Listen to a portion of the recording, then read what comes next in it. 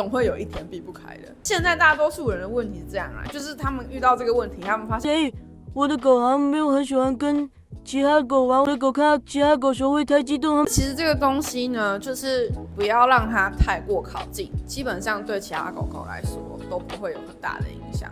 就你可以让它兴奋，但你要让它知道，结束了哦，这样就结束了哦。你如果一直都避开，然后一直都把它拉得太远了，反而他没有练习到，他永远都不知道冷静这件事情是什么。